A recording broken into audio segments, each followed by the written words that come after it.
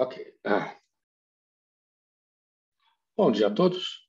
Hoje nós vamos discutir um texto chamado... Deixa eu ver aqui. O título é meio esquisito, né? Notas etnográficas sobre direito como uma linguagem. Podia melhorar esse título. De um tal de Abreu. A referência completa vai estar na descrição do vídeo. Então, vamos começar a nossa rodada inicial? Então, vamos começar... Não, pelo Rodrigo. Rodrigo.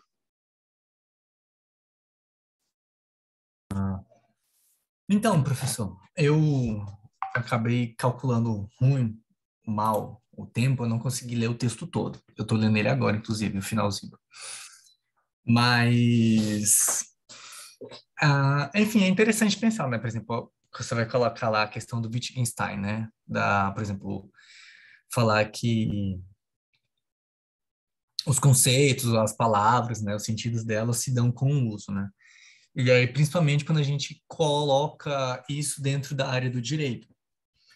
Porque aí é muito interessante que também as críticas que, tipo, o senhor já tinha feito em alguns momentos, né, dessa questão do direito enquanto uma tradição milenária, etc e tal.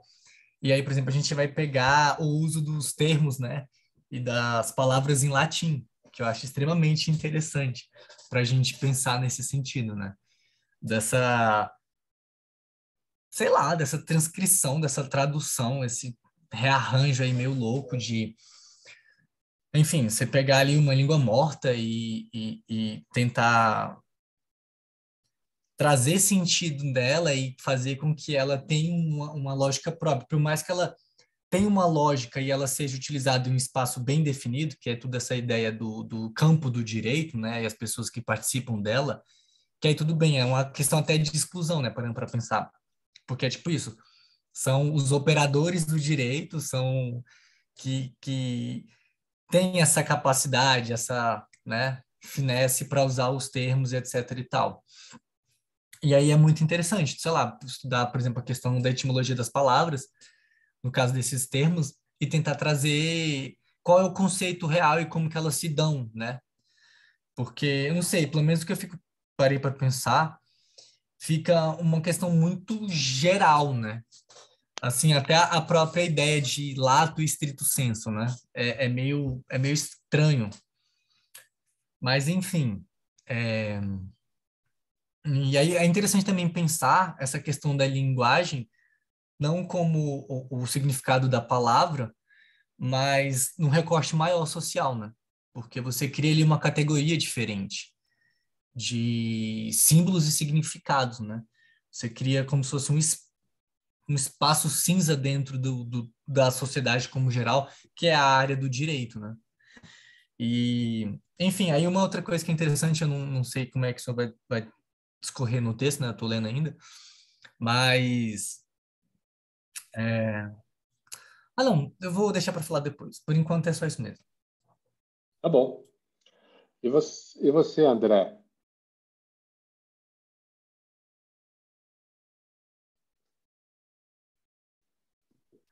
Eu não terminei ainda de ler, mas eu li quase tudo. E achei interessante essa questão do vocabulário controlado, né? Um vocabulário específico da área. E a questão de oposição entre palavras, né? Às vezes uma é já empregada ali para se opor a uma outra. E é como se o próprio uso de algumas palavras fosse meio que uma carteirada em cima da outra, né? Então, a questão de jurista, que aparece também no texto, e também de advogado, tem uma oposição entre os papéis, né? E uma coisa que me chamou muita atenção foi a questão da autoridade, né, que é colocada em alguns momentos, e também a questão de ter um valor próprio desse campo, mas que não necessariamente é um valor que condiz com o que publicamente as pessoas partilham, né? Então é uma coisa que está ali naquela situação e tem que ser analisada de um jeito muito específico. E, no geral, o que mais chamou a atenção foi a questão re representacional da linguagem, que é uma coisa que eu anotei enquanto eu lia. E é isso, essa a gente vai discutindo durante a aula. Tá bom. Vamos lá, Beatriz, o que você achou? Achei muito interessante o texto. Eu não sei nada de direito, assim, então eu não sei até quanto eu perdi algumas coisas, assim. Mas achei muito interessante, assim, o tipo de análise que você fez a partir do vocabulário. Espera aí que eu não organizei que eu queria falar. Mas, de novo, né, o ponto, assim, de que essa gramática, tipo, o direito ele segue uma determinada gramática, mas que essa gramática também varia de acordo com o local que você está, né? E aí eu fiquei vendo como que tudo estava se relacionando com os textos que a gente já discutiu aqui, né? E como que o ponto de você botou uma citação assim, né, de que invocar a justiça é como dar uma pancada na mesa, né, que vai ter uma expressão emocional. E aí de novo volta para esse lado da pessoa, né, a própria oposição entre juiz e advogado, e como que volta para esse lugar, né, de as normas e aí o comportamento o comportamento individual, assim, né, o juiz enquanto esse lugar das normas e o advogado enquanto comportamento mais individual, né? Pelo menos pelo que eu peguei. Achei interessante assim o uso dos termos, né? Os juristas, os operadores de direito não tinha me tocado assim, né? Nunca tinha ouvido falar, na verdade, de operadores de direito. Teve um ponto que eu não entendi muito bem, que você falou que existem que você primeiro descreve as definições, né, dos termos. E aí você diz que a segunda definição de operadores de direito é o direito que vai de si mesmo. Aí é um negócio que ele se autolegitima, é isso? Eu fiquei meio... Tá. Ele que diz o que é e ele que legitima o que é. É como se o direito não tivesse relação com mais nada. Ou seja, é a ideia de que não é ele que manipula o direito, mas ele é manipulado pelo direito. Não é isso, Mas vem Rodrigo? cá, Ó, o a Rodrigo caiu no a definitivo. academia não faz a mesma coisa? Tipo, Não, porque a gente tem a ideia de que a gente está falando alguma coisa é, que a gente está falando alguma coisa que existe, né? Que está ali, que está sujeita a crítica, qualquer coisa que a gente interpreta, pensa, etc. O operador do direito ele tem uma diferença básica, que é o juiz tem que tomar uma decisão. Isso faz parte vamos dizer assim, da identidade, do imaginário que constrói a identidade dessas pessoas.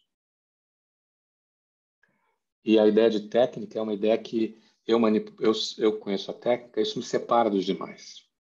Isso me torna alguém à parte. Interessante Então, pensar que, por exemplo, eu só erro enquanto um jurista ou operador ou aplicador do direito quando eu não sigo as regras do direito. Porque eu posso errar enquanto pessoa, mas o direito não erra. Então, se, por exemplo, eu encarno e eu me coloco como uma ferramenta do direito, eu vou, no geral, tomar a melhor decisão levando em consideração o contexto, entende? Então, é bem ombro mesmo, assim. Tipo.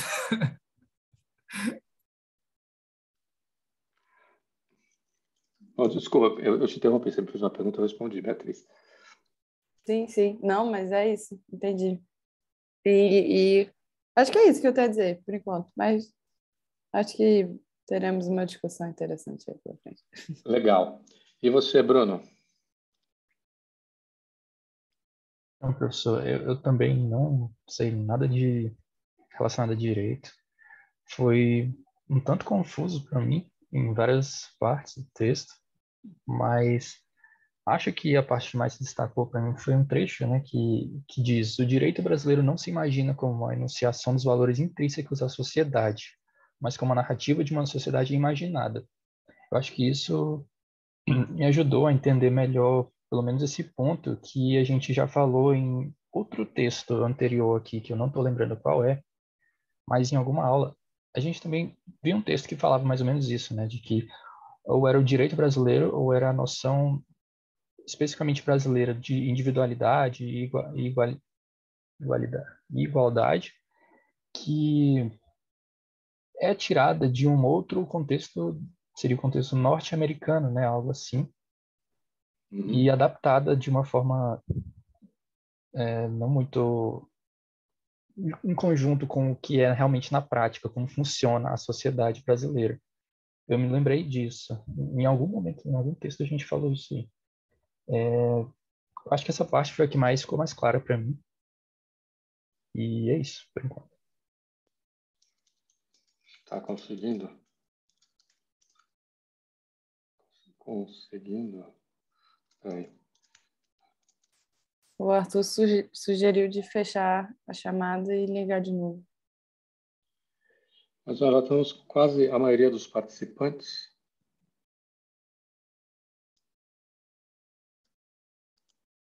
Né? Olha só, o Lucas está tentando entrar de novo, ele já tinha entrado. Vocês querem experimentar? O que vocês acham? Acho que não, né? Continuamos assim, tá bom. E você, Camila, o que você achou? Bom dia. Professora, eu não li o texto, mas eu assisti a palestra, enfim, final de semestre, e aí eu achei mais confortável escutar a palestra. Eu achei bem interessante. A palestra do Benadir? Isso, exatamente. Ok. Eu achei bem interessante o que você fala sobre, enfim, né, que é a base do texto, mas como o direito usar a linguagem como uma forma de se distinguir. E aí é sempre um debate que acontece na internet sobre juristas e sobre advogados e sobre essa linguagem, tipo, rebuscada que eles têm, assim. E aí eu achei interessante os pontos que você trouxe. E aí tem uma parte da palestra que eu tentei encontrar, só que eu não consegui achar o ponto exato, que você vai falar sobre o indivíduo moderno. E aí eu não entendi se era o direito brasileiro vai de encontro com o indivíduo moderno ou vai contra o indivíduo moderno. Aí se o senhor puder explicar de novo, eu ia ficar agradecida.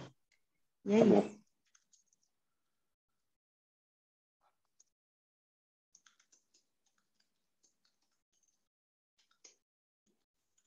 E você, Letícia?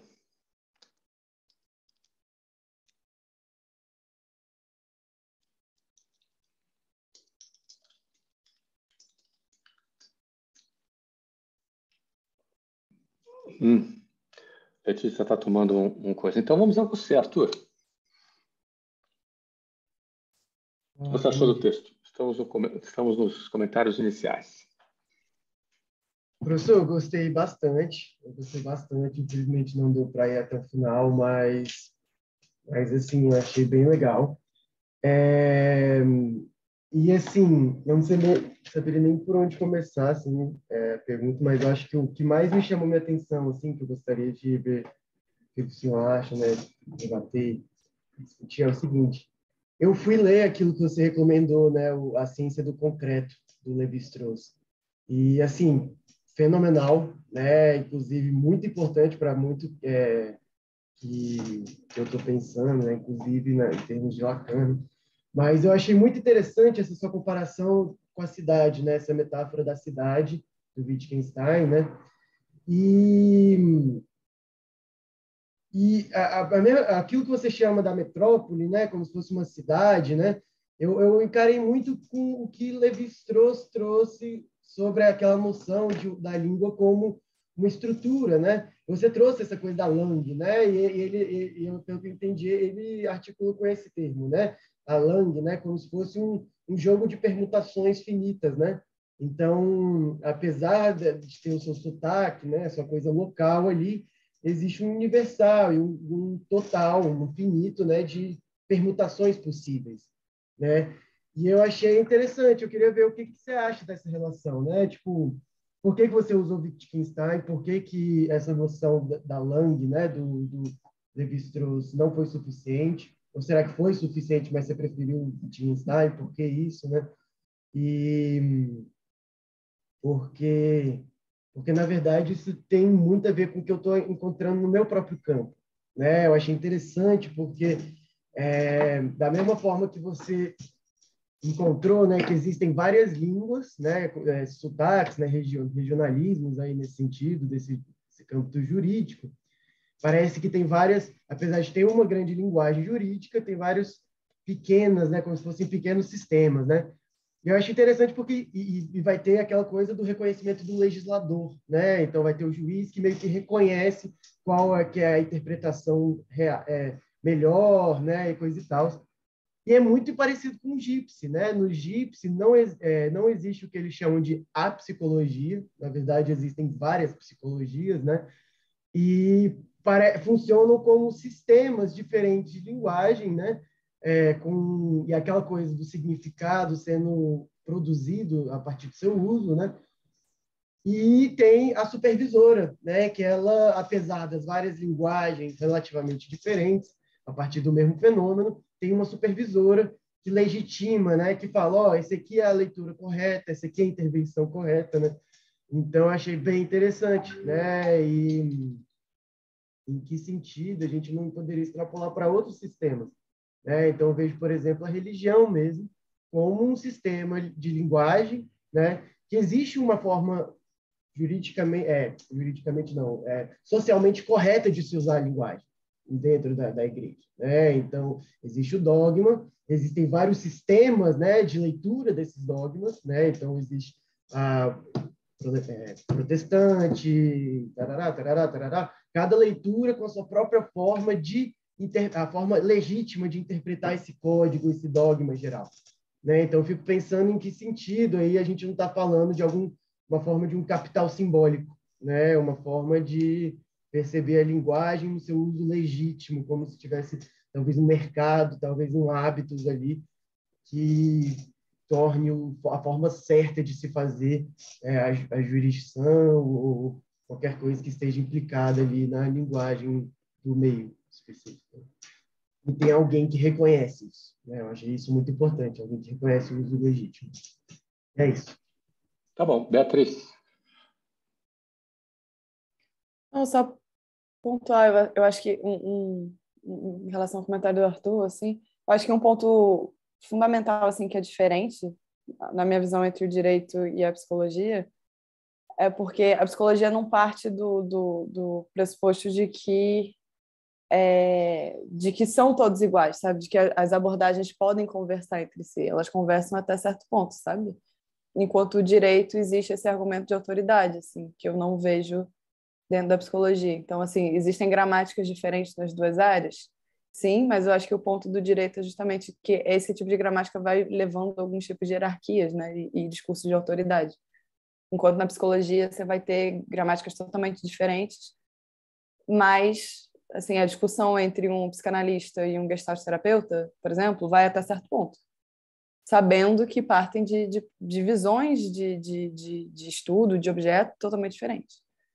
Então, existem várias psicologias e elas sabem que ocupam espaços diferentes, enquanto o direito existem vários direitos e eles pretendem que, sabe, tipo, eles partem do pressuposto que eles estão dentro da mesma coisa. Eu acho que, não sei, esse foi o ponto que eu pensei com a tua fala. Tá legal, obrigado, Beatriz.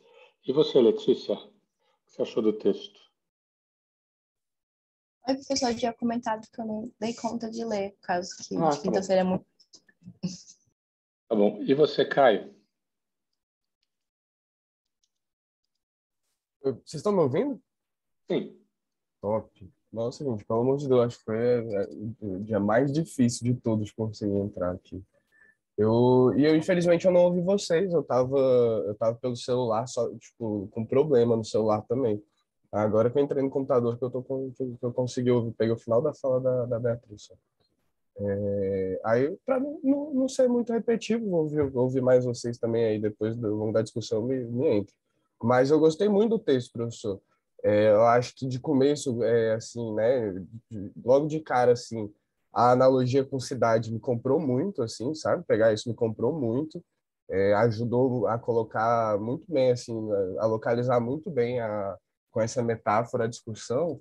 E eu fui acompanhando o texto, assim, né? Isso, assim, tipo, não entendo muito, assim, né, de direito e tudo, mas dá para ter uma noção, né, à luz do que a gente está estudando também, de como que a linguagem ela acompanha toda essa movimentação, né, do individualismo, essa movimentação do coletivismo, da própria essa própria contradição que tem também, né, na sociedade, assim. Acho que a linguagem ela acompanha muito bem isso. Então, eu fiquei muito interessado. Mas eu quero mais ouvir, que eu queria ter ouvido vocês antes. Tá bom. Bom, esse texto ele representa, num certo sentido, uma ruptura com o que a gente já veio lendo, né? Porque nós estamos falando sobre indivíduo e sociedade, individualismo, etc.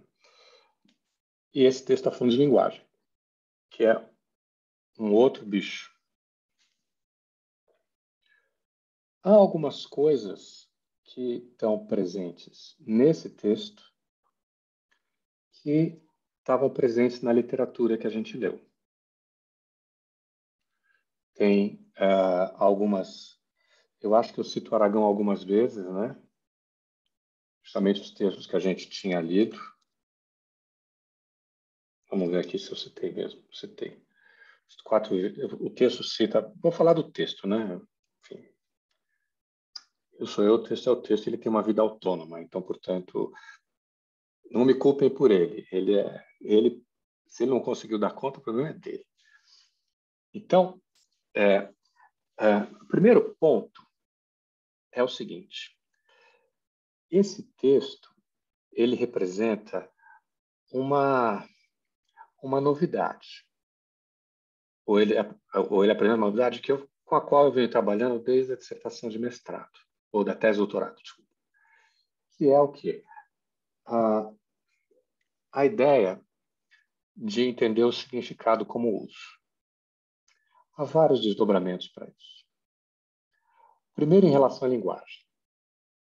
E aí eu já aproveito e respondo a questão do Arthur. Qual é o problema do Lévi-Strauss? O problema é que quando você chega à estrutura, fica muito difícil você fazer o caminho de volta. Ela fica num plano tão abstrato e passa a ser um modelo que funciona, no caso do parentesco, por um modelo lógico, baseado em dados etnográficos, claro, que como é que vai para a realidade social? Aí vem o Bourdieu, né? Que ter uma regra para casamento e negociar um casamento são coisas absolutamente diferentes. Então, ou seja, você tem... E aí o Bourdieu vai... Como é que o Bourdieu vai resolver isso? Ele vai resolver isso a partir da ideia do ápice. Ou seja, você tem a ação no mundo, onde as pessoas estão fazendo essa ação, tem estratégia, tem novidade, tem violação de regra, tem tudo isso. Que a gente sabe que existe, porque a gente vive na sociedade, a gente sabe como é que é. Como você relaciona isso com as estruturas tipo, que o Lévi-Strauss propõe? A distância fica muito grande. Você imagina a sociedade como a reprodução daquele modelo. Só que a gente também sabe que toda reprodução é complicada. Está sujeita a falhas, está sujeita a soluções ad hoc, está sujeita... Não tem uma reprodução mecânica. Então, o que o Bourdieu vai fazer? Ele vai criar planos intermediários, que são planos, digamos assim,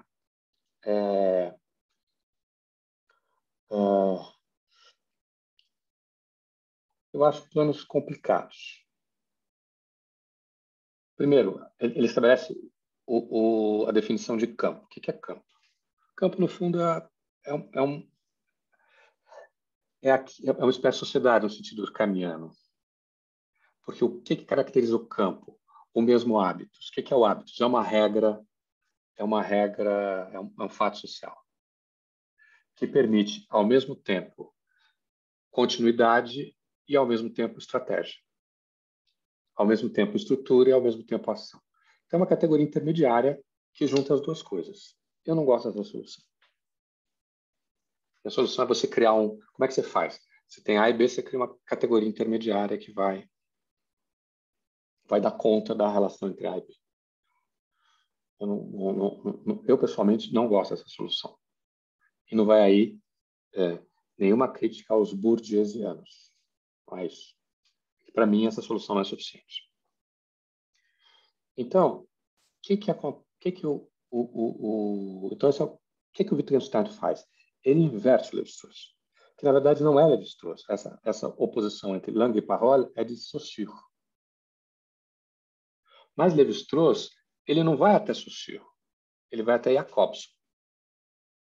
Ele usa muito Jacobson. Mas está lá em Saussure, e lá em Saussure é que ela é interessante. Eu acho mais interessante, inclusive, do que o Jacobson para a gente. E o que o Saussure vai fazer? Ele vai dividir a linguística, ele é considerado o pai da linguística moderna, em duas partes. Uma é o código, a outra é a fala. Uma é a langue, a outra é a parole. Então, os alunos do Saussure foram para Praga e lá fizeram a escola de Praga, de onde vem o Jacobson. Então, na verdade, você está falando de uma mesma tradição. Ok. O Lévi-Strauss, quando ele vai pensar na linguística, ele vai pensar o quê? Na parole, na langue, que é o código. Qual é a ideia da langue? A ideia central. É uma ideia que eu acho que eu já tentei explicar para vocês. Não sei se nessa aula ou no semestre passado. Mas é a ideia de que a língua é formada pelos signos. O signo é uma relação entre significante e significado. Significante é a imagem acústica, significado é a imagem mental. E que o sentido do signo não é sua relação com o mundo, mas a sua relação com outros signos. Todo mundo foi até aí? Então, o que é o sistema? É um conjunto de oposições, é um sistema de oposições, no qual a relação,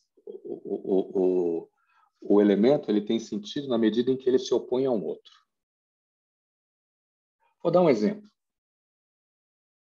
Não da linguística, mas exemplo de antropologia.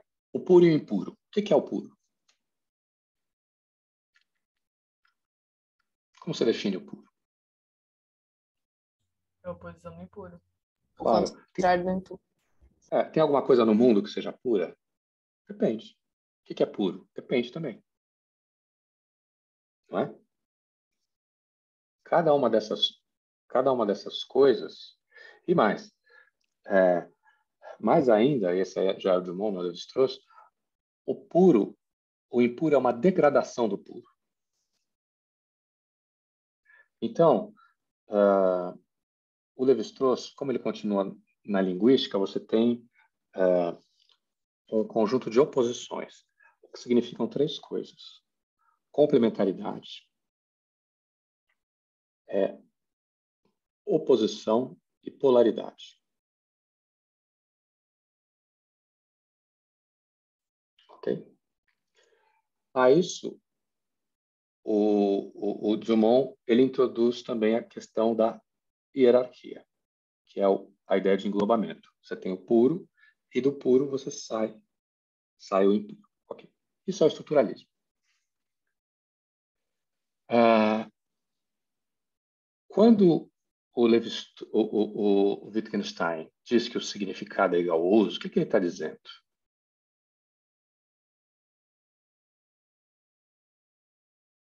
Está dizendo duas coisas. A primeira, ele está criticando a função representacional da linguagem, que foi o que o André tinha mencionado. O que é isso?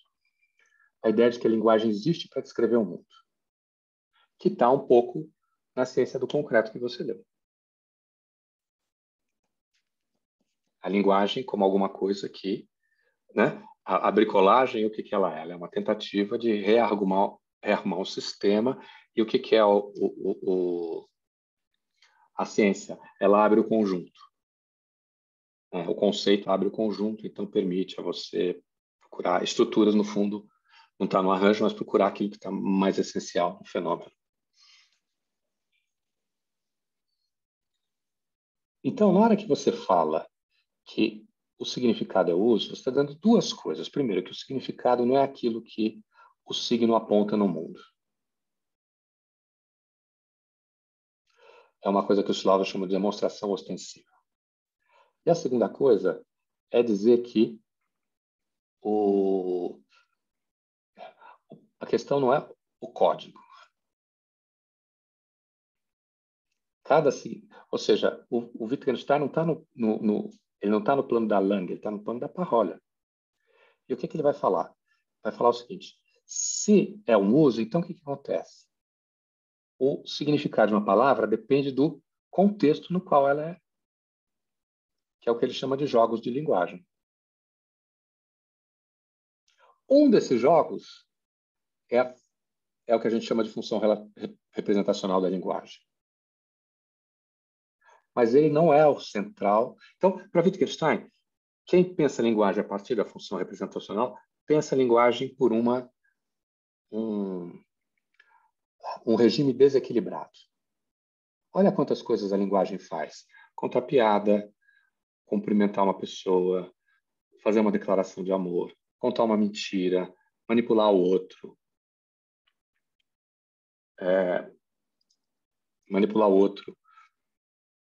conseguir fazer com que a pessoa acredite em você, encontrar companheiros, pedir desculpas, contar uma piada. Essas coisas que eu falei todas, comprar alguma coisa, pedir alguma coisa na venda, pedir uma informação. Todas essas coisas, todos esses jogos, eles são diferentes. E eles não conseguem ser reduzidos a um jogo, a um básico. Então, o que o Wittgenstein? Para Wittgenstein, a filosofia é um mau uso das palavras. É uma criação de paradoxo quando você tira a linguagem da sua morada original. Então, onde a palavra tem um uso em um determinado jogo de linguagem, o que você faz? Você tira essa palavra do seu jogo de linguagem e cria uma coisa enorme que não tem solução. Quer ver? Eu vou dar um exemplo. Deus pode tudo?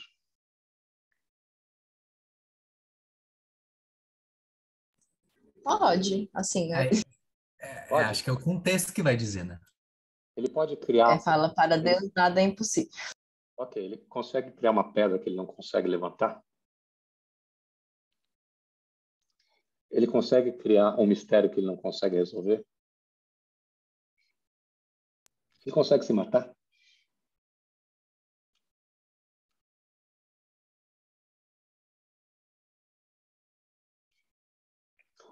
Qual é o ponto? É que a ideia de poder, ele tem jogos de linguagem muito específicos. Você pode... Eu pergunto assim para você, Arthur, você pode pegar o livro? O que significa? Significa que tem alguma... Primeiro, poder é sempre restrita. Ela nunca é abrangente. Nunca é poder qualquer coisa. Poder é sempre poder alguma coisa. Então, se eu falo para você, você pode pegar um livro? Ele fala, posso. O que significa isso? Que é alguma coisa que está ao alcance dele fazer. E que implica, de alguma maneira, em movimento e ação.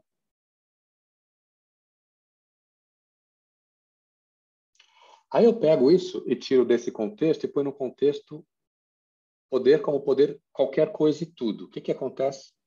Eu tirei do jogo de linguagem, no qual ele estava originando, criei um problema filosófico que eu não consigo resolver.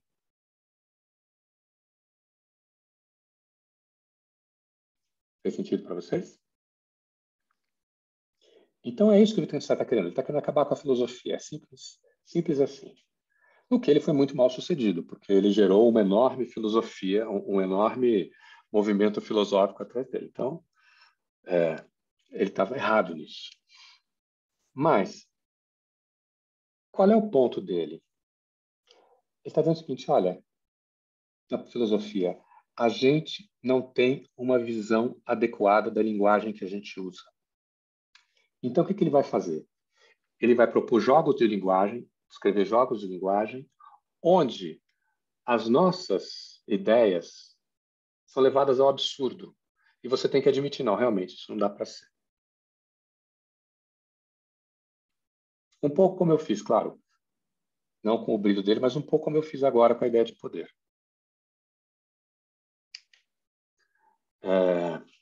Então, o que acontece?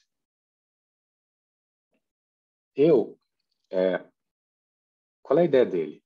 Então, você tem que dominar o uso, a linguagem que você está usando. E qual é o problema? O uso para você é tão óbvio que você não consegue enxergar.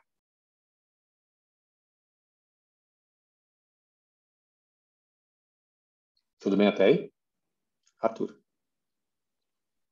Eu acho que o Rodrigo tinha levantado a mão lá atrás, mas fisicamente, não digitalmente. Rodrigo? Não, Rodrigo. Desculpe, Rodrigo. Não, tudo bem, professor. É porque eu estava pensando o seguinte, a gente acabei lembrando do exercício de MTAS.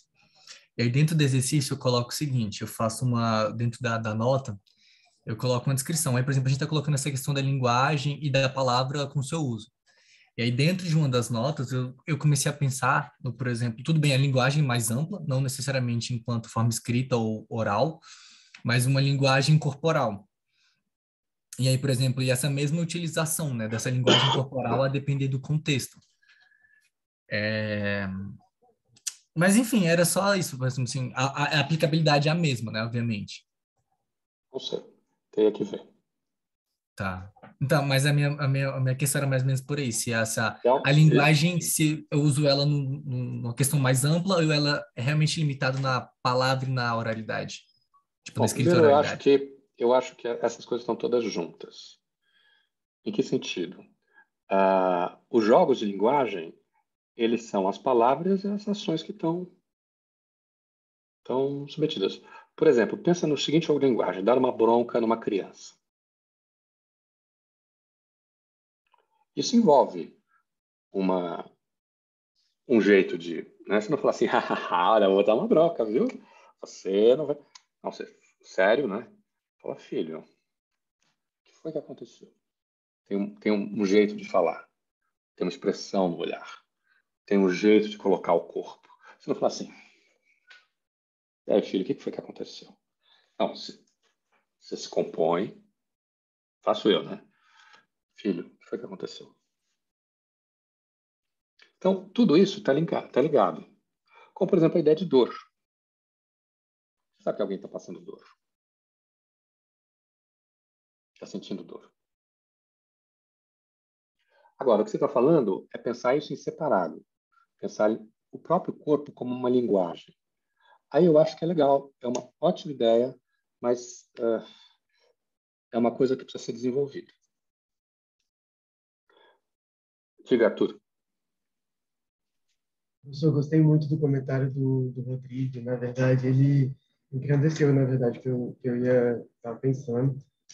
E isso que eu acho que é a grande sacada do Lacan sobre o Lévi-Strauss, né? Ali, na verdade, o que a gente está vendo existe um real, né? E existe o simbólico que a gente tenta nomear aquele real, né? E é interessante, né? Ele até traz essa noção kantiana, né? Que o objeto não é totalmente alcançado pela linguagem, né? O Lévi-Strauss. E quando o Rodrigo fala, por exemplo, sobre o corpo, né? É muito interessante porque o corpo ele é uma extensão da mente, né? Então, quando você se movimenta, né? Quando você faz expressões microexpressões faciais, né? Que já diz muito do que você está falando, do que você está sentindo, né? Você vê que a fala e o corpo, na verdade, são entrelaçados, eles não são exatamente divididos. Olha, eu acho que o Wittgenstein reagiria ao que você está dizendo. E aí vamos ele diria para você que você não pode dizer isso. Simplesmente o que você está fazendo Mas enfim, eu não quero entrar nessa coisa, né? Porque afinal de contas tem um texto meio complicado que a gente está tentando dar conta aqui. Mas aí tem essa segunda coisa. Isso liga para mim, esse propósito do Wittgenstein liga para mim com uma questão que eu acho que tem a ver com a etnografia. que é o seguinte: eu, como faço etnografia da minha própria sociedade, e principalmente de campos de poder, a política no Congresso Nacional e o direito na nossa sociedade são campos de poder que me entendem, Luiz Eduardo, antropólogo, professor da Universidade de Brasília, como algo subordinado a eles. Se eu for chegar em qualquer um desses campos, eu não vou chegar como herói conquistador com o meu boné, aquela coisa, né, malinovskiana, aquele boné malinovskiano, e vou chegar lá e falar com ele. Não, peraí, quem você é? Cara, você não é nem jornalista. Você não é uma pessoa que nos interessa. Você não é do direito. Então, não tem nada para falar para você. Você não é. E uma coisa, uma imagem que eu tenho, é uma imagem para explicar o segundo elemento. O que isso tem a ver com etnografia? Uma vez, eu estava indo de avião para eu não lembro se foi uma aba ou uma RAM, uma coisa assim. A RAM é a reunião de antropologia do Mercosul. A aba é a RBA, né? Reunião da Associação Brasileira de Antropologia. Eu estava indo, aí eu estava com um colega. Eu conhecia da USP e tal. Aí eu falei, eu acho que ele não sabia, mas eu entrou na coisa, e ele era casado com a filha de um governador do Norte. Depois foi senador. E a mulher dele também é antropóloga, enfim, não interessa o nome. E ele começou a me dizer como a polícia funcionava. Todas as categorias, estava tudo muito ajeitado. Todo mundo sabe, ou seja, me chamou a atenção que as pessoas que estão fora desse meio acham que sabem como as coisas funcionam. E, ao mesmo tempo, quando elas olham para essas coisas, elas estão reproduzindo, muitas vezes, as mesmas categorias que eu encontrei lá no interior da Bahia. Sou política.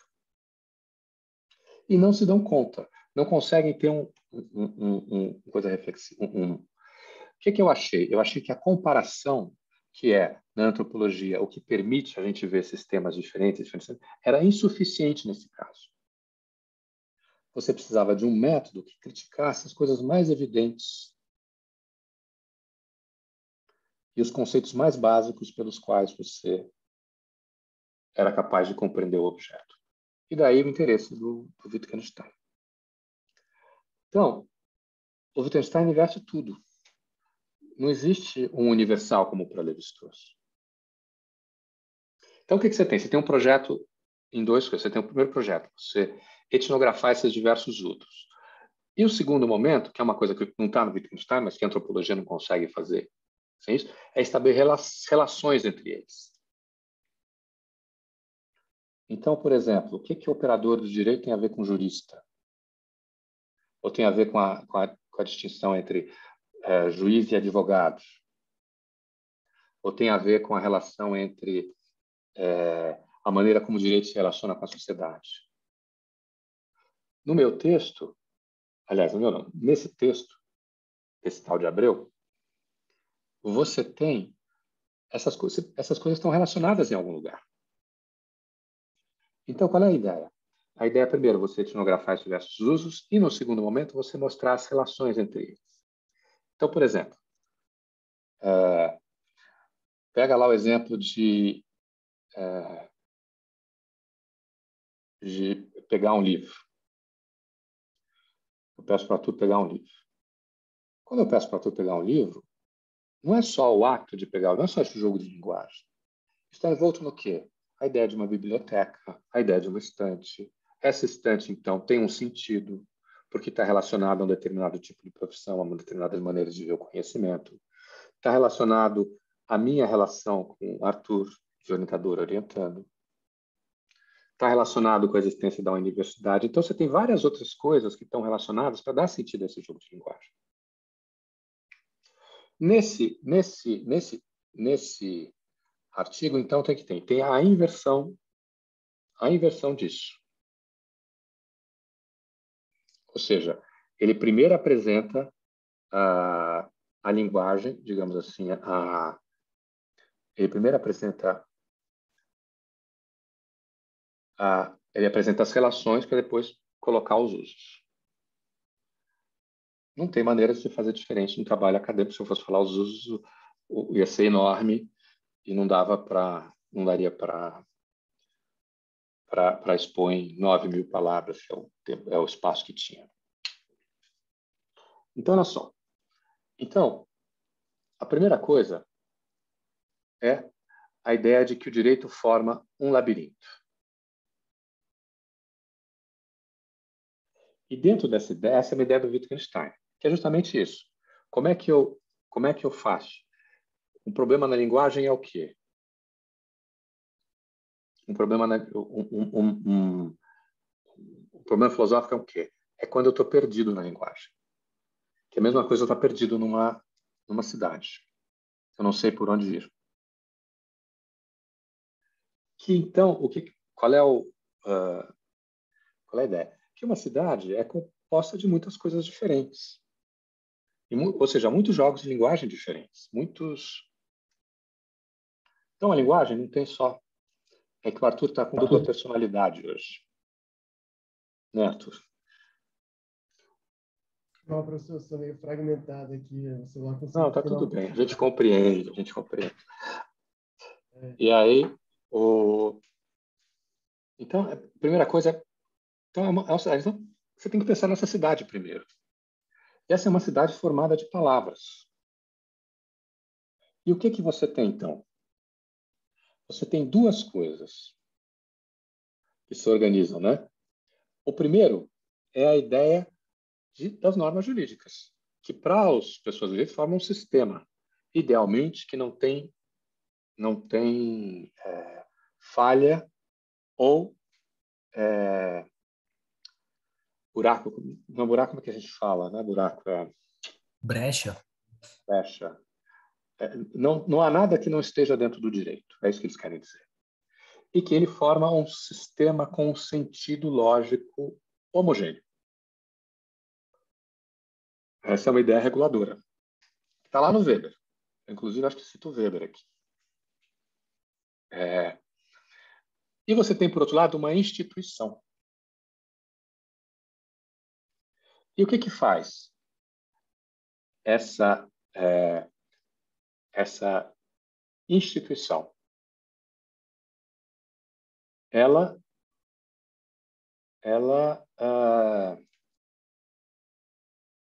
vai na direção contrária. Ela faz um monte de... Então, você tem a norma é a mesma em todo lugar, desde que ela esteja numa mesma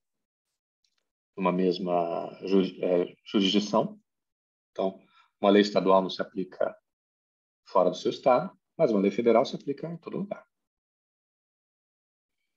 Nem toda lei estadual tem que submeter a uma lei federal, mas todas têm que submeter à Constituição. Então, dependendo da sua jurisdição, esse é o termo técnico, você tem a lei pretende ser universal nessa jurisdição, ou seja, aplicada a todos igualmente. Está lá no Luiz Roberto que a gente viu. Mas o que acontece? A instituição ela vai produzindo seus próprios jogos de linguagem que são diferentes, muitas vezes, nos diversos lugares. Então, vou dar uma ideia. Vocês entendem a diferença entre dolo eventual e culpa consciente? Rodrigo sabe. Tem um crime. Sei lá, eu estava dirigindo a 120 km por hora e matou uma pessoa. A pessoa morreu por causa disso. Ok. Eu vou para o tribunal do júri ou não vou? Depende. Aí tem a diferença entre culpa consciente e dolo eventual. O que é culpa consciente? Fica um crime culposo, que é um crime que a pessoa não teve, matou a pessoa, mas ela não tinha intenção, não tinha... E tem toda uma série de consequências. Depois tem o dolo eventual. que é se a pessoa matou com intenção de matar. E aí tem um outro conjunto de consequências. É claro que o crime doloso tem uma pena muito maior que o crime culposo. O que acontece? Só que numa situação como essa de dirigir um carro, não tem exatamente dolo e culpa. Você pode falar isso. Então você inventa essa categoria, dolo eventual e culpa consciente. E qual é a definição dessa categoria? A definição é o seguinte: é o estado mental que estava na pessoa que cometeu o crime antes do crime ter sido cometido. Então, para eles vão argumentar que é um estado de fato. Agora, como você consegue descobrir isso? Não tem jeito, né? Obviamente. Então, qual é a diferença desse estado mental? Se for culpa consciente, você, antes de fazer o fato, se você tivesse sabido da consequência, você não teria feito. Se for dolo eventual, o resultado para você é diferente, você teria feito do mesmo jeito. A questão é um absurdo, porque ninguém quer se submeter a um processo jurídico, a um processo penal, não é? Ninguém nunca vai falar que queria matar, né, pô? Mas, e mesmo assim, mesmo o cara que, para quem é indiferente, fala assim, não, eu fui lá e atropelei o Caio. Eu digo assim, para mim é diferente, o cara é um chato mesmo, não interessa. Se ele morreu, até bom. Se eu fosse um cara assim, mesmo que isso acontecesse, e eu soubesse, eu não teria feito isso. Por quê? Porque eu não quero ser processado, eu não quero confusão na minha vida, eu não quero estragar o meu carro. Não é? Eu vou ter que botar o seguro, vai me dar um monte de trabalho e tal. Mas para o direito faz sentido. E aí o que acontece? É uma classificação. O juiz tem que classificar o sujeito. E como que ele classifica no fundo? É o arrependimento. É sujeito está arrependido ou não está arrependido. Ou se arrependimento é convincente ou não. Agora, qual é o problema? O problema é que cada lugar tem sua maneira de perceber isso diferente. Como, outro exemplo que o Rodrigo deu, que se a quantidade de maconha que o sujeito porta, ela pode ser tráfico ou ela pode ser usuário. Se é usuário, o cara não está sujeito a... E quem define isso? É o juiz, de acordo com as circunstâncias. Então, você pode ter o quê? Você pode ter lugares diferentes que vão aplicar esse conceito de maneira diferente. Então, portanto, vocês têm usos diferentes e sentidos diferentes. Fala, primeiro o Arthur, depois o Rodrigo. Professor, então, eu acho muito, gostei muito dessa ideia, porque é o seguinte, aí eu vejo uma questão de poder, né, obviamente, né, mas assim, e poder não só em relação ao juiz e à pessoa julgada, né, mas o juiz também tem uma relação de poder, né, aquilo que você traz, que o sotaque está, né, exposto a ser colonizado por uma hierarquia de enunciados, né? Então, nesse sentido que, se chegar um juiz e falar, esse cara é traficante, né? Pela conjuntura das carroças, não sei quem pede o quê, mas, assim, ainda pode chegar um juiz que engloba esse primeiro e fala, ó, meu irmão, sabe com quem a gente está falando? Aqui é federal, parceiro.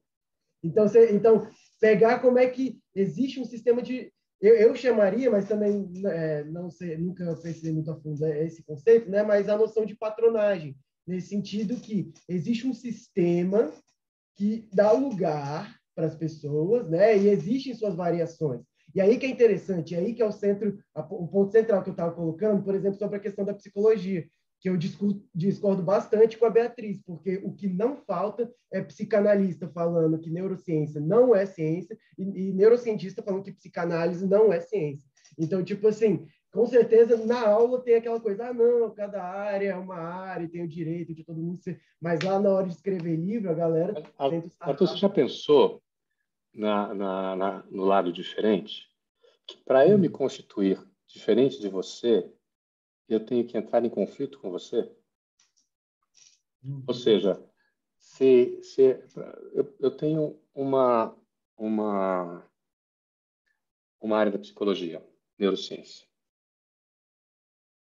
que é muito complicado, porque o Freud, quando a psicologia, quando nasce, é uma outra coisa completamente diferente. Aí você tem a ideia de neurociência, que vai aplicar ideias, né, até onde eu entendo, de uma ciência mais dura. Como é que ela garante o espaço dela? Então, meu ponto é o seguinte, a crítica de uma para outra pode ter muito de ritual. O sentido não é chegar o sentido não é chegar a um consenso. Não é convencer você, como psicólogo, que você não é ciência. O objetivo é o quê? É manter a minha distância e diferença em relação a você, a partir do qual eu constituo um campo de poder. Tá, vamos lá, Rodrigo.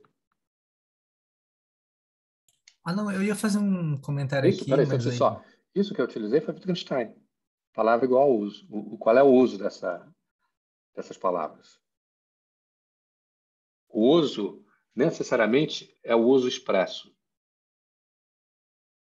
Ou seja, quando eu digo para você psicologia não é uma ciência, eu não necessariamente estou querendo convencer você, estou querendo entrar num argumento. Posso até entrar num argumento, mas o que eu estou fazendo, eu estou estabelecendo uma diferença. Ou seja, o uso é outro. Fala,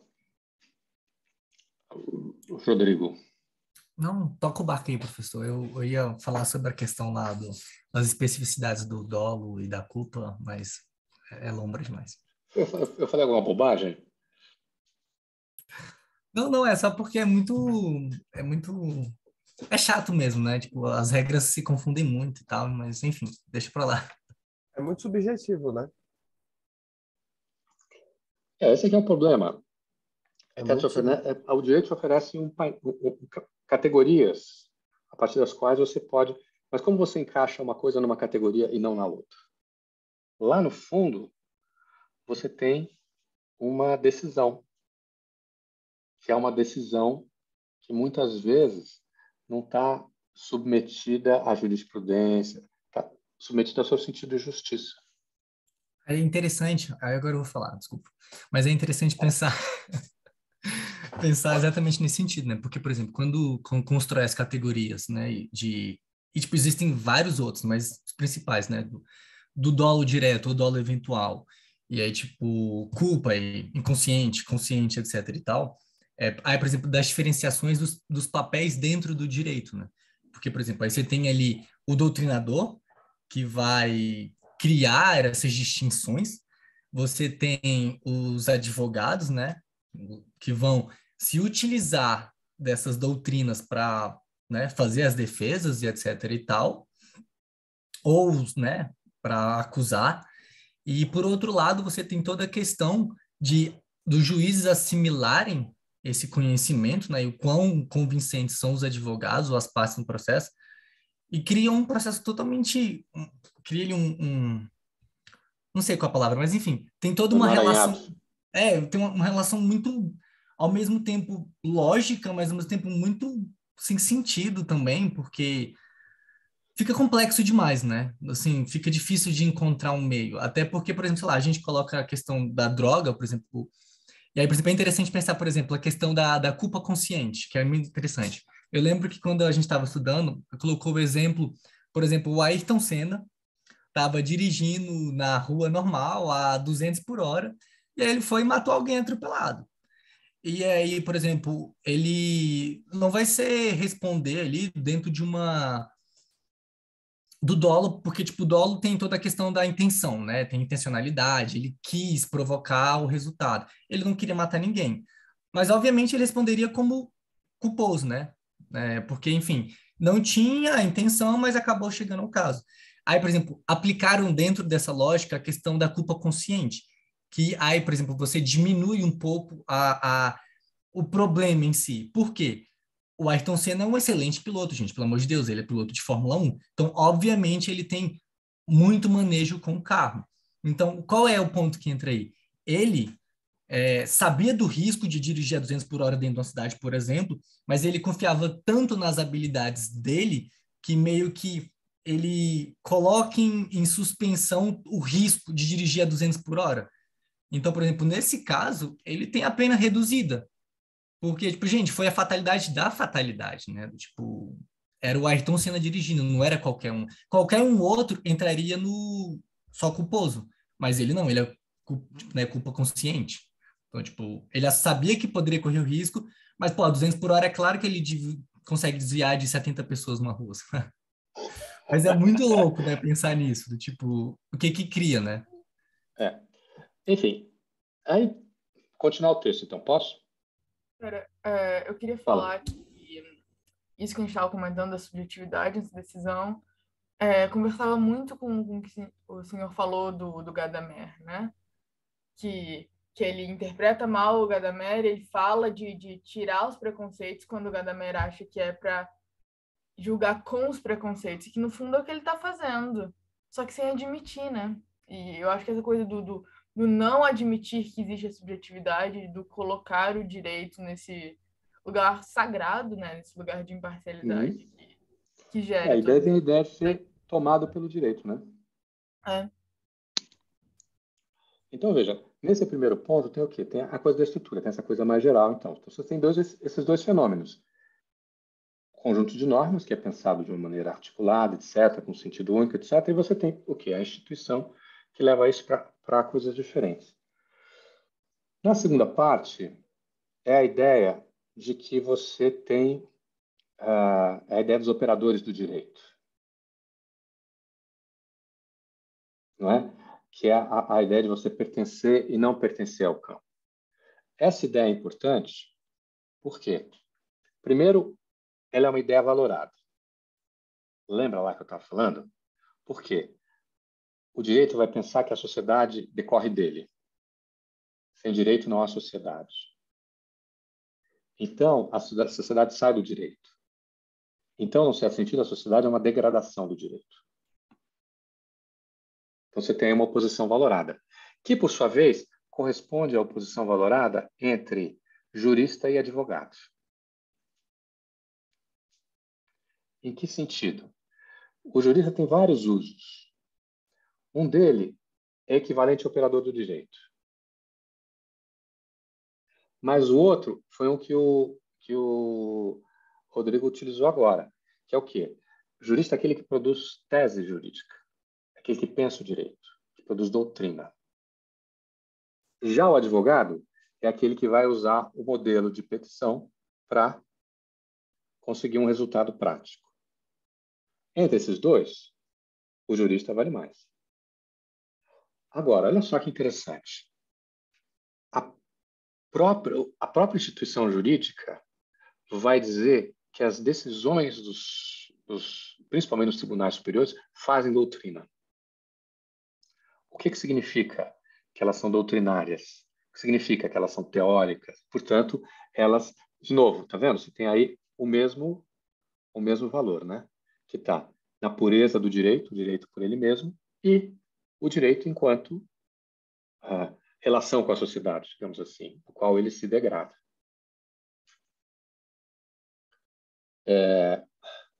Depois, o texto tem a relação entre juiz e advogado. Essa relação é super interessante, porque ela está no centro do pensamento.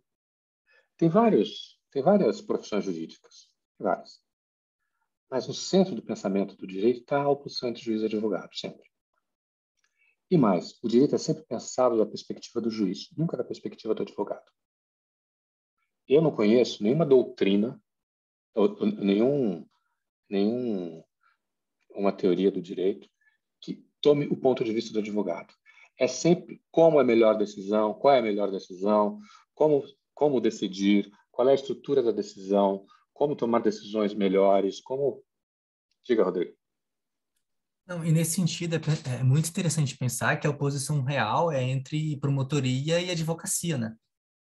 Porque, no Essa final também das é uma... contas, o juiz é só meio que uma resposta a essa de lead ali, né? E é Não interessante pensar, por necessariamente, pode ser exemplo... entre advogado e advogado também. Não, sim, Na mas área aí, por criminal, é exemplo... entre procurador e em algumas áreas só, mas não em todas.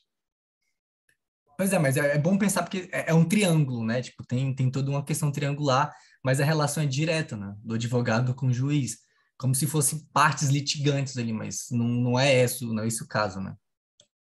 É. Mas, de todo jeito, o que acontece?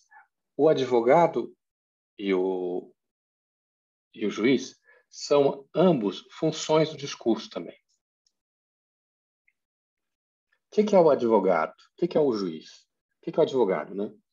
O advogado é a da decisão correta. Diga-me os fatos que te direi o direito. É o brocado jurídico. É também um brocado romano que o direito brasileiro transformou olha, em princípio. Olha aí as palavras de novo. Então, o que é o juiz? O objetivo do juiz o que é o advogado? O advogado, ele é o lugar do múltiplo. Ele traz a sociedade de volta. Que são o quê? São as diversas maneiras e as diversas pessoas que têm maneiras diferentes ou direitos diferentes que entram em conflito e querem fazer valer a sua posição. No caso brasileiro, o advogado não é aquele cara que fala assim, não, eu concordo com você, então eu vou te defender. É aquele cara que concorda defender você e, a partir daí, todo o discurso que ele fez tem relação com isso. Não tem uma ideia reguladora como a verdade, o fato, o testemunho, que esteja para além do jeito que sirva, e eu falo assim, não, tudo bem, isso aqui eu não posso criticar, eu vou criticar isso aqui. Tudo no direito é objeto de crítica. Eu sou advogado do Arthur, e o Rodrigo está processando a gente. O Rodrigo diz A, eu vou dizer B. O Rodrigo vai dizer que ele, por exemplo, o processo trabalhista, o Rodrigo vai dizer que o Arthur não ia ao trabalho, eu vou dizer não, ele ia todos os dias. Ele vai dizer que o Rodrigo não assinava o ponto, eu vou dizer, mas ele não pedia ponto. Toda vez, né, se eu não critico algo que o Rodrigo está dizendo, o juiz toma isso como um fato, que é um uso muito particular de fato. É como se eu tivesse confessado. Né? Isso acontece. Então, qual é o ponto? Tem uma frase no direito que é saber se esse é um bom direito. Qualidade do seu direito. É uma frase difícil da gente traduzir, mas ela significa mais ou menos que o seu direito é bom. Eu não sei dizer de outra maneira. Você tem um bom direito, quer dizer, você tem alguma coisa que ou se encaixa muito bem na norma, ou está de acordo com a jurisprudência, ou, obviamente, você tem um direito. Como é que o advogado lida com isso? O objetivo do advogado é pegar o seu cliente, se ele tem um bom direito, e fazer valer esse direito. E da parte contrária é o quê? Transformar um mau direito em um bom direito. Então, o que faz a tarefa do advogado? O objetivo é confundir a qualidade do direito. E transformar aquilo que aparentemente era dado para um em alguma coisa que é complicada, não dá para decidir, você tem que pensar mais, você bota uma outra regra, você tem que pensar de outra maneira, você tem que encaixar num outro caso, e por aí afora. Então, o que você tem? Você tem duas funções de discurso. Por um lado, a ideia do múltiplo, e da multiplicação, da tentativa de multiplicação e arremeter contra os limites do próprio direito. Por outro lado, você tem o quê? você tem o juiz como a tentativa do estabelecer. É isso, ponto. Essa oposição entre o 1 e o múltiplo e a ideia de que o 1 tem um valor maior que o múltiplo. Agora, o que acontece? Isso é parcialmente verdadeiro. Porque você pega, como o Rodrigo estava falando, o caminho de um processo, o que você tem? Você tem a decisão do juiz, ela está sempre sujeita a recurso. E todos os advogados são ensinados desde cedo a recorrer até o final. Então, o advogado dizia assim, não, de fato, a outra parte tem razão. Eu fecho aqui as minhas palavras. Ele está sendo um mau advogado. Ele não está sendo eticamente correto com o seu cliente. Então, tem que levar até a última. A ideia é levar até a última coisa. Então, embora o direito dito seja no começo, possa acontecer em qualquer momento do processo, no fundo ele só acontece com o trânsito em julgado, que é o quê? Quando todas as possibilidades de recursos foram esgotadas, que acontece só no Supremo Tribunal Federal. Pode acontecer em qualquer outro lugar, mas geralmente acontece só no Supremo. Resultado. O juiz, quando ele diz o direito, ele não estabelece o fim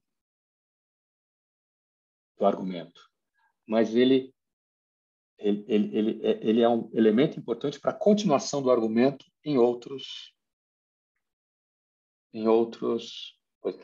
Então, se você compara isso com o campo, que aí eu vivi lá no CEUB durante muito tempo, o que você tem?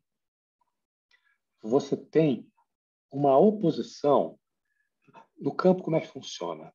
Ninguém convence nada a ninguém. Deixar-se convencer é um mau uso do argumento. Os argumentos circulam.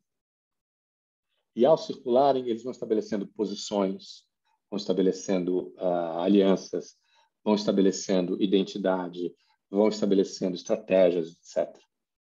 Então, eu me deixar convencer porque o Rodrigo tem um bom argumento, eu não estou fazendo o meu papel no campo direito. Somente o advogado medíocre se deixa convencer por um bom argumento, né, Rodrigo? Inclusive, tem livros, né? Como vencer uma conversa sem ter argumentos. Então, tipo, você nem precisa ter argumentos. Por exemplo, na petição, né? Dependendo da qualidade do seu direito, você tem um tipo de petição diferente. Ou você tem uma petição mais objetiva, se você tem o direito, você deixar claro, ou então você enrola, você tem uma petição mais obscura, você tem um negócio mais... cita mais coisa, põe mais latim, né? Depende.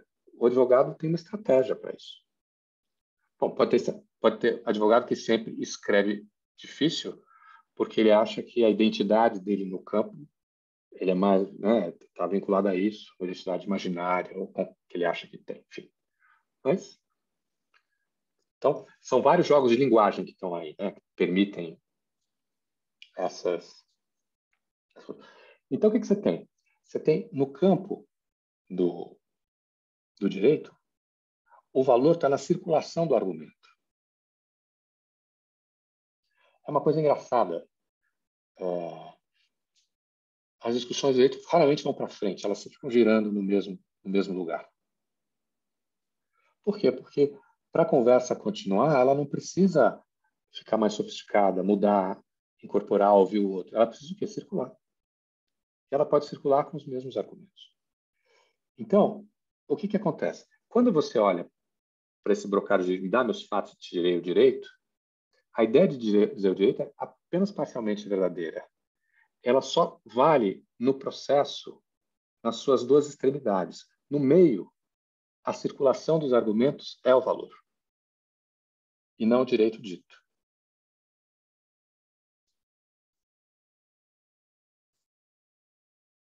O que para os advogados, né, é um problema, né?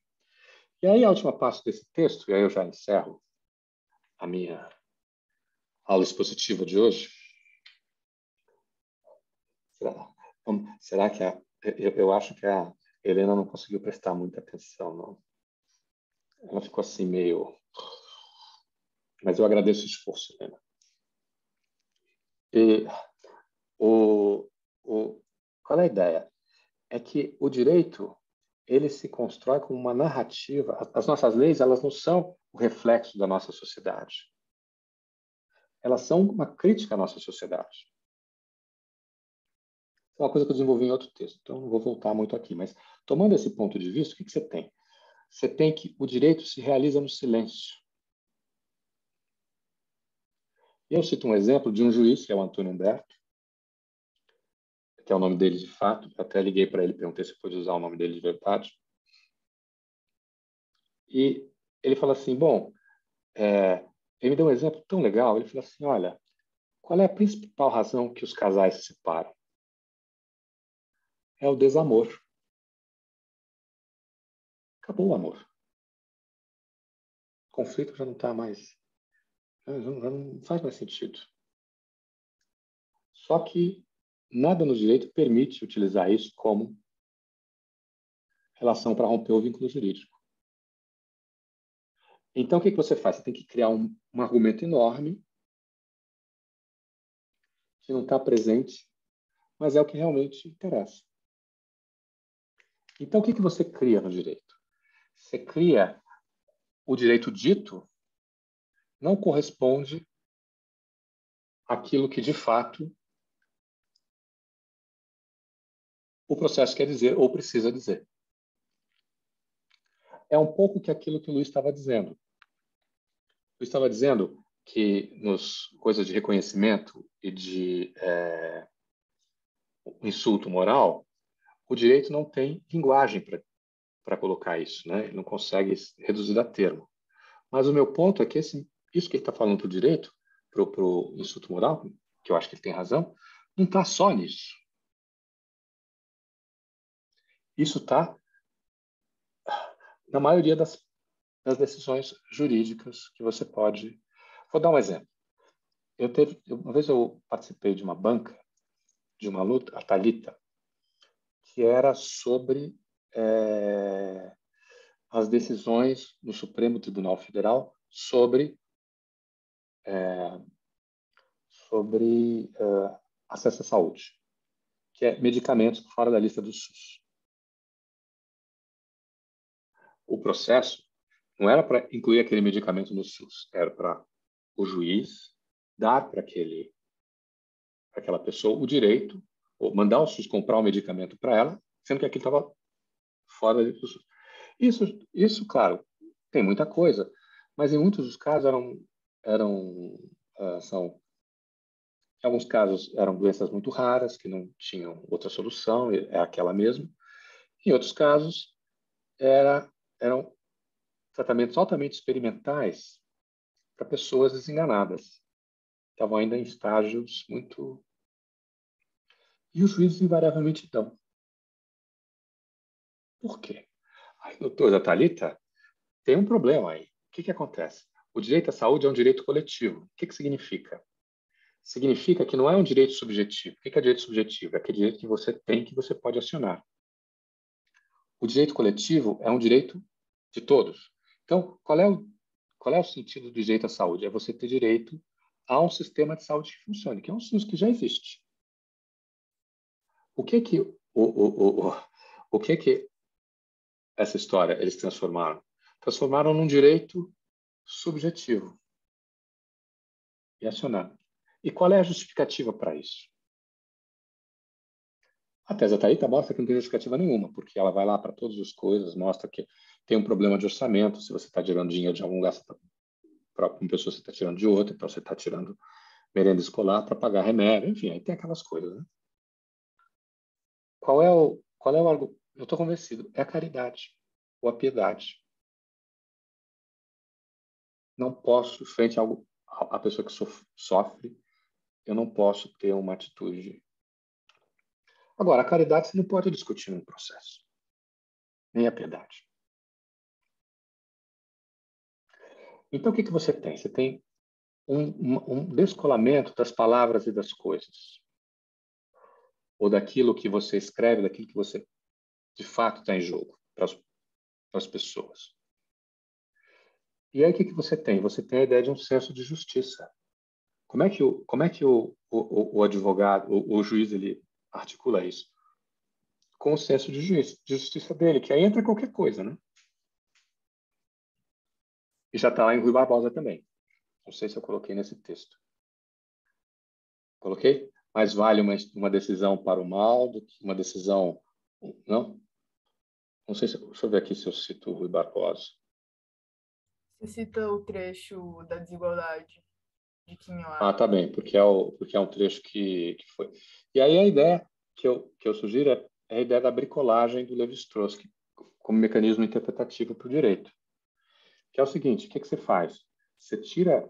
O que é bricolagem? Você pega um objeto e você coloca ele em um outro sistema. E ao colocar no outro sistema, ele ganha um outro sentido.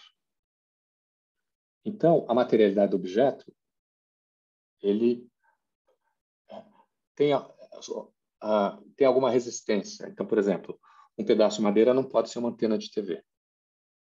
Por quê? Porque madeira não conduz. É isolante, não é condutiva de ondas que são... Você não pode usar. Mas você pode usar uma coisa de madeira para colocar a antena em cima. Colocar uma coisa assim para ligar. Você pode usar uma coisa de madeira para colocar uma luz. Vocês já viram aquelas coisas de madeira hoje que tem aquelas luzes bem antigas? Muito bonitos, né? Você pode usar uma coisa de madeira para fazer um calço, para ser um peso de papel, para montar para equilibrar um carrinho de rolimã. Enfim, você pode fazer qualquer coisa. Então, qual é a ideia? Essa ideia de que, como as coisas estão no não dito, e como boa parte do direito acontece no silêncio. E como acontece no silêncio, o mecanismo que ele usa para isso é a ideia da bricolagem. Ele descontextualiza coisas, como esse que eu mostrei agora para vocês, a ideia de um direito para a saúde que é coletivo, vira um direito subjetivo, eu interpreto como direito subjetivo, eu fiz uma transformação, fiz uma coisa, encaixo ele no sistema, e isso serve para tomar uma decisão que obedece ao meu senso de justiça. Então, veja, algumas coisas que eu queria mencionar. Eu, no final, uso o exemplo da igualdade, né? Achei que era um exemplo interessante.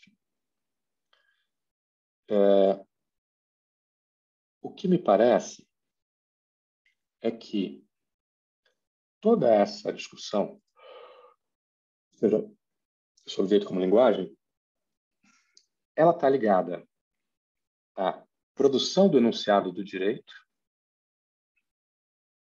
mas não só com a produção do enunciado do direito, mas com, vamos dizer assim, os jogos de linguagem que permitem essa produção. E esses jogos de linguagem, por sua vez, eles são múltiplos, são variados, evidentemente, mas se você pensa a relação entre eles, você vê que entre essas regras, as regras fazem sentido umas em relação às outras. O papel do juiz só faz sentido em relação ao advogado. O papel do silêncio só faz sentido na separação. A separação faz sentido na sociedade como degradação. E aí vai.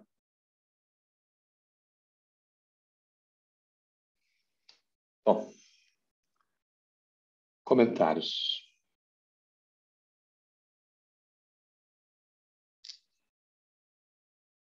Vamos. Rodrigo. Não, agora no finalzinho eu fiquei pensando o seguinte, né, dessa questão de tratar, no caso, as leis como signos, né?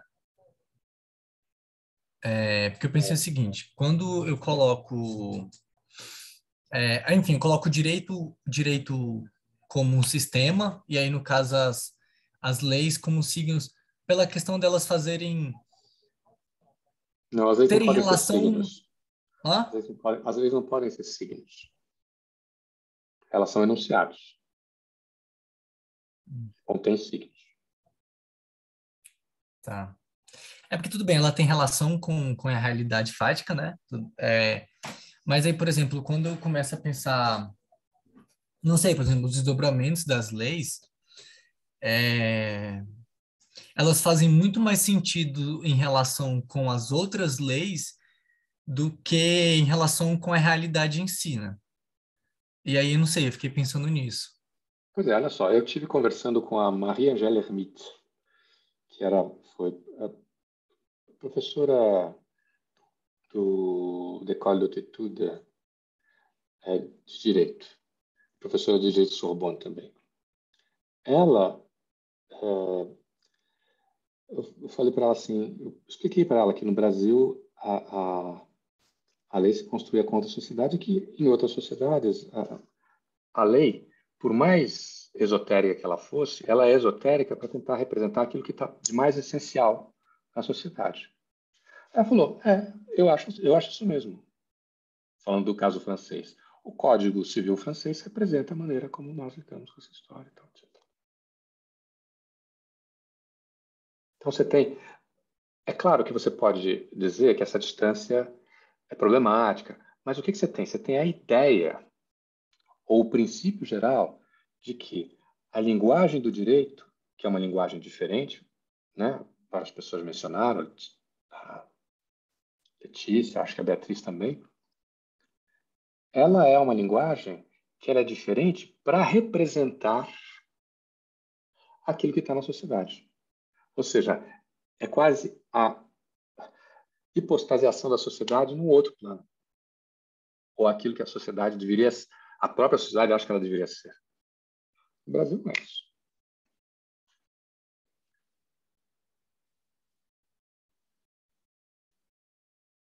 Caio, questões, comentários? Eu gostei muito da aula, eu gostei muito, assim, professor. Fiquei com algumas coisas na cabeça, assim, né? Tipo, essa contraposição, né? Assim, juiz e advogado, a posição que se tem o juiz, né? De ser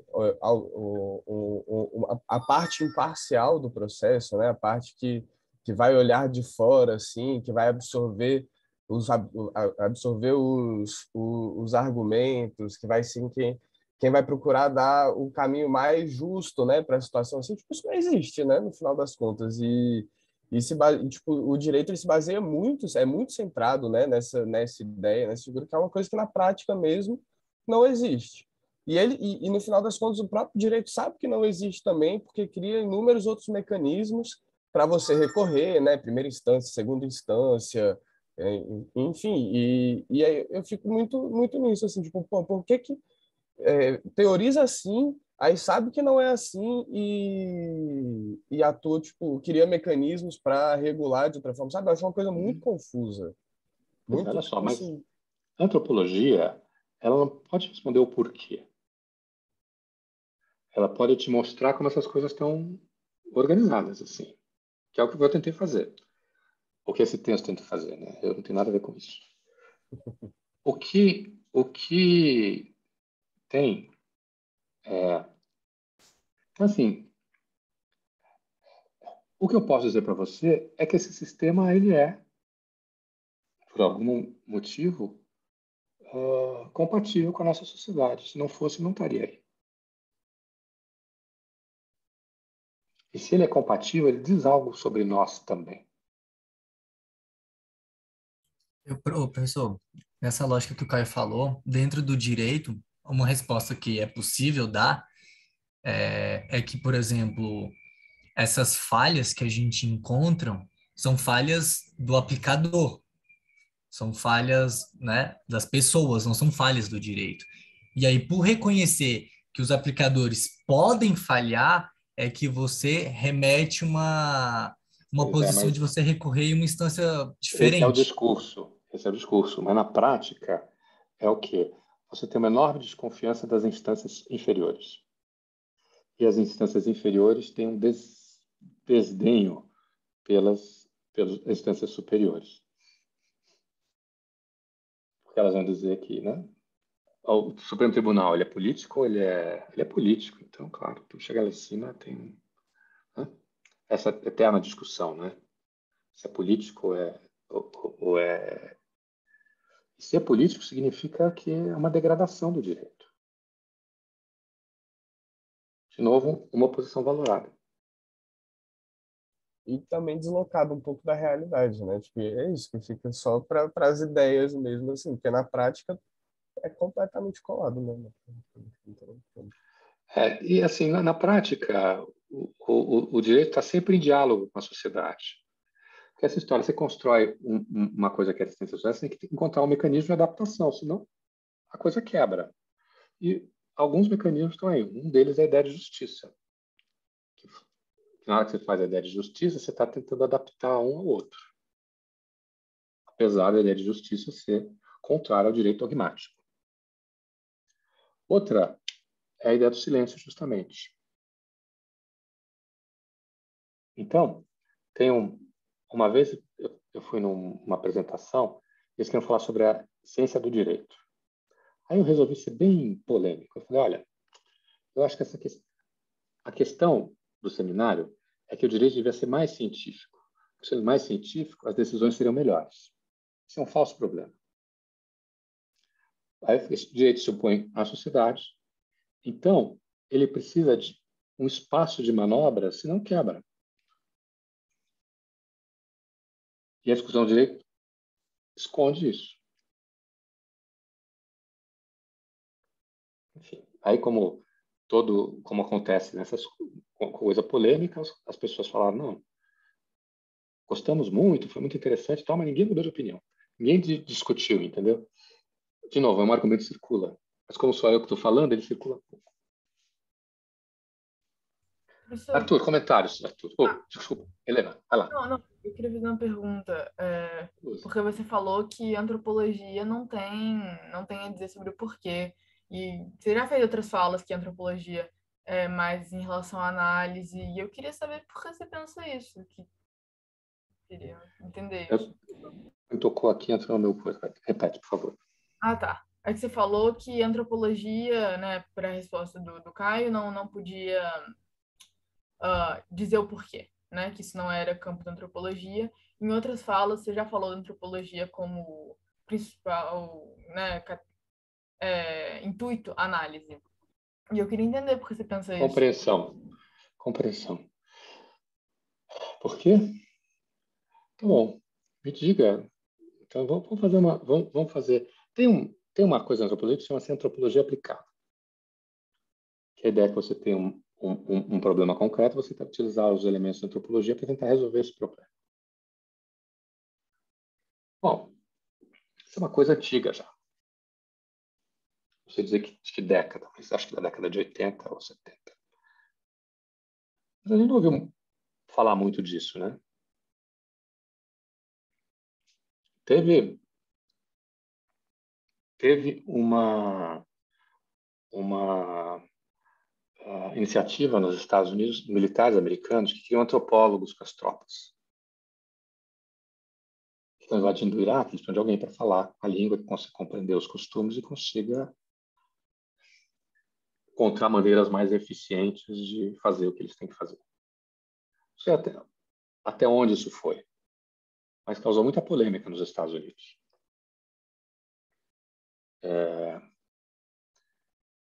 Agora, todas essas iniciativas têm a ver com a ideia de compreensão do fenômeno social na sua... eu vou utilizar a frase de Mauss, na sua generalidade. Em que sentido? Quando você pensa em a sociologia vai dividir a sociedade em sociologia do trabalho, sociologia da produção, sociologia da política, sociologia da bicicleta, sociologia. Né? A ideia da antropologia é que em qualquer fenômeno social estão ligadas todas essas dimensões juntas. embora a gente possa, claro, enfatizar um outro aspecto. Mas tem essa ideia que está lá na ideia do fato social total. Que tudo tem relação com tudo. Ou alguma coisa, de novo, alguma coisa tem relação com muita coisa. Então, quando você está pensando nesse conjunto de relações,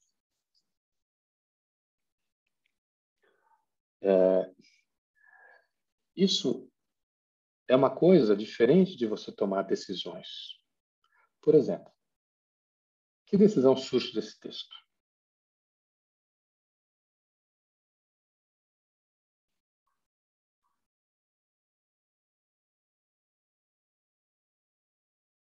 Que decisão surge dos textos do Luiz Roberto, por exemplo? Ou dos textos do Velho? Ou dos textos do Aragão?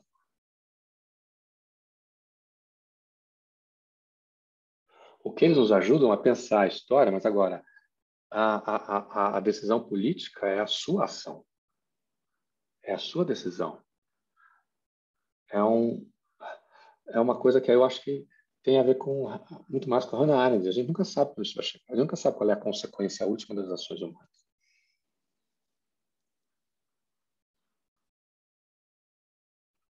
Então, o que eu acho? Quando você estabelece relações porque você estabelece relações de causa e efeito. Bem, você falar o porquê, qual é o sentido, aí tudo bem, a gente pode fazer, mas o porquê no sentido de por que as coisas chegaram nesse ponto? Ou o que foi que levou que as coisas tivessem, esse estado de coisas fosse possível? Ou, no fundo, quer dizer o seguinte, como você causou esse estado de coisas? Isso é uma pergunta que eu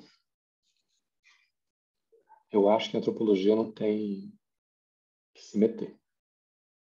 O que não significa que você, Helena, não possa ter uma ação. Por exemplo, você vai estudar a questão de gênero. Isso não significa que você... eu compreendi, então está tudo bem? Não significa isso. Eu não acho que o direito brasileiro seja a melhor forma. Não é o judiciário que eu gostaria de ter. Eu tenho várias soluções, eu tenho várias sugestões. Mas, enfim. Mas aí você acha que não cabe colocá-las no texto? Você acha que cabe colocá-las de outra forma, é isso? Depende do texto e qual é o tipo de público. Se for, por exemplo, um texto de políticas públicas, talvez para uma revista de políticas públicas você possa colocar. Se for um parecer que você está dando para alguma coisa, você pode encaminhar sugestões. Por exemplo, eu tive um texto que eu produzi sobre corrupção. Muito tempo. Fiz uma assessoria para Associação dos Auditores do Tribunal de Contas da União. Do TCU, desculpa.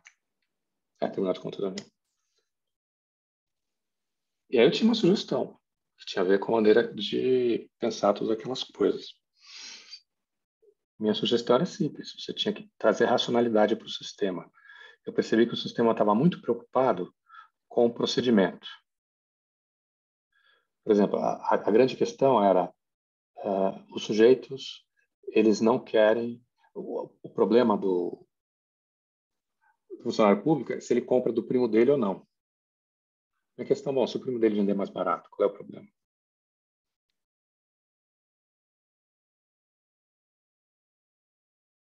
Então, se você traz racionalidade do sistema, você significa relações de meios e fins, você pode ter uma coisa mais barata.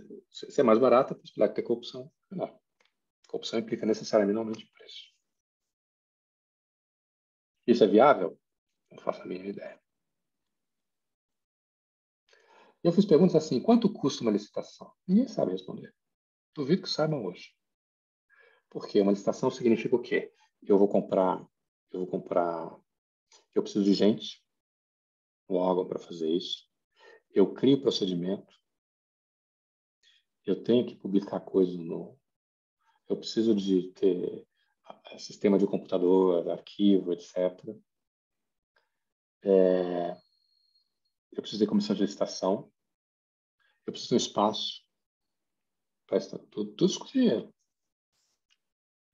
Aí você tem lá uma comissão de licitação. Quantas licitações ela faz por ano? Quanto ela custa?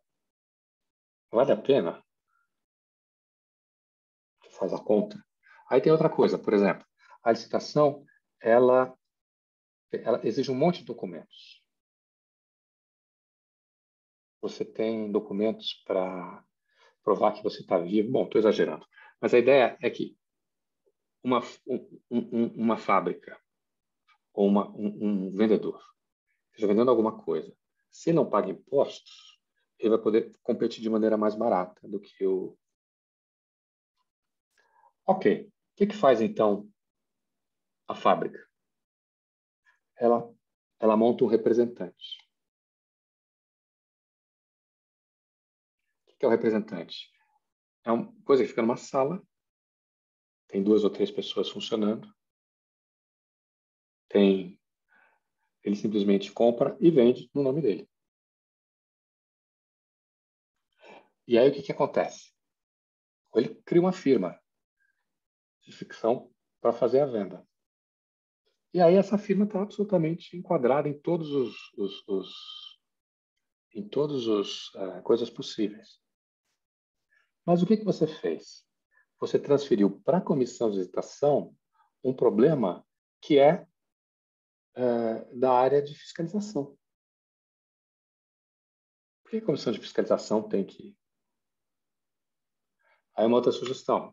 Você faz o seguinte, você faz o cara assinar um papel dizendo que todos os coisas estão todos em ordem e tal, não sei o quê. E põe uma multa se aquilo for falso. Pega lá as empresas que foram citadas e faz de vez em quando uma fiscalização mais nessas empresas. E se o cara mentir, você põe ele na cadeia. Fica lá 3 meses na cadeia. Não tem 3 meses, 3 meses não dá para ter cadeia, né? Mas impõe uma multa equivalente a tantos por cento. Quanto mais a gente botar no civil, fica melhor. Por quê? Porque você não tem que provar dolo, né?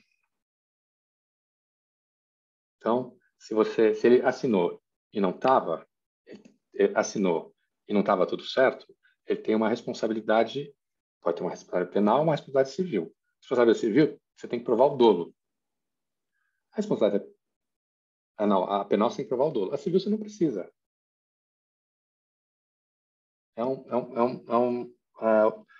Aí tem a coisa objetiva, a responsabilidade objetiva.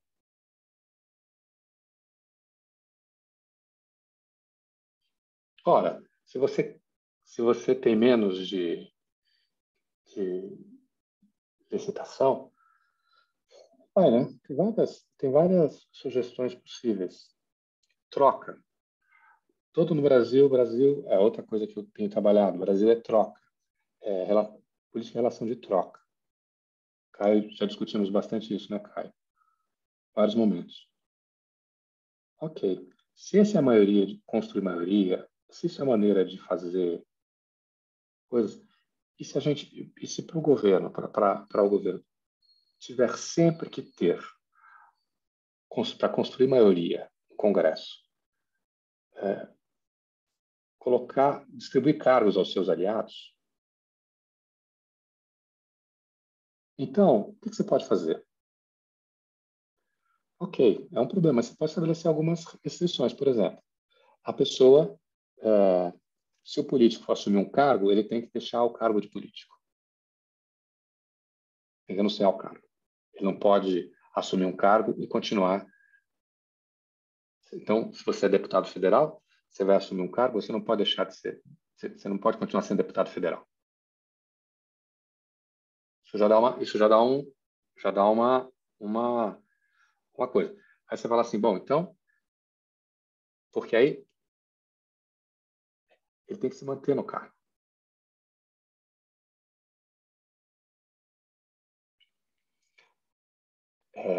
Se eu sou político, a estratégia para se manter no cargo modifica-se.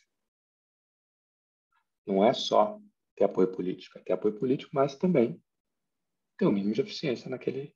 Você estabelece que determinadas pessoas, por exemplo, para você assumir a presidência da comunicações, você tem que ser alguém da área de comunicações. Você não pode ser alguém simplesmente que sai do zero e vai falar assim, oba, sou eu, legal. O ministro da Educação tem que ser alguém da área de educação. E como área de educação, vamos botar mais uma coisa, tem que ter doutorado.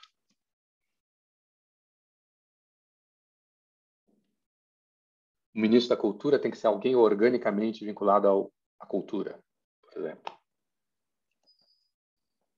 Uma das profissões, o cara que for da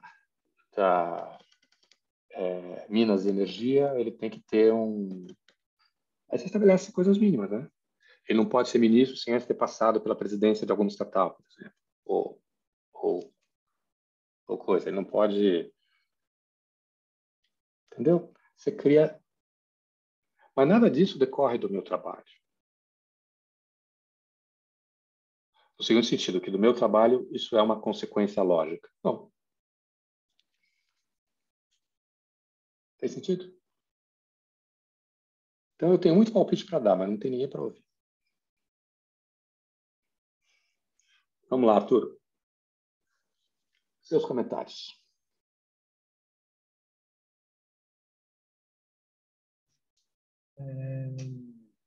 Eu gostei, não tem muita coisa a adicionar, não.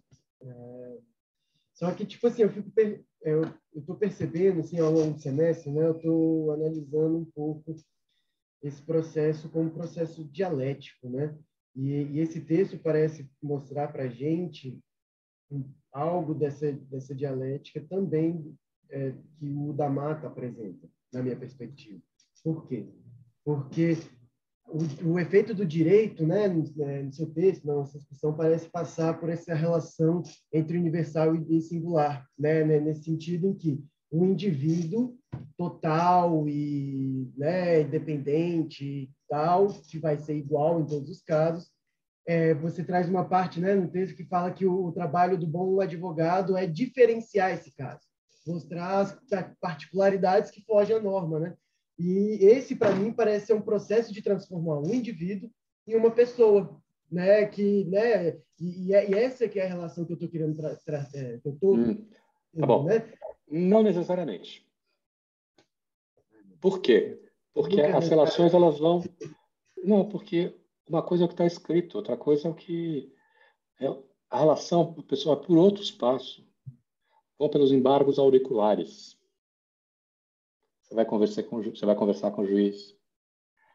com o assessor.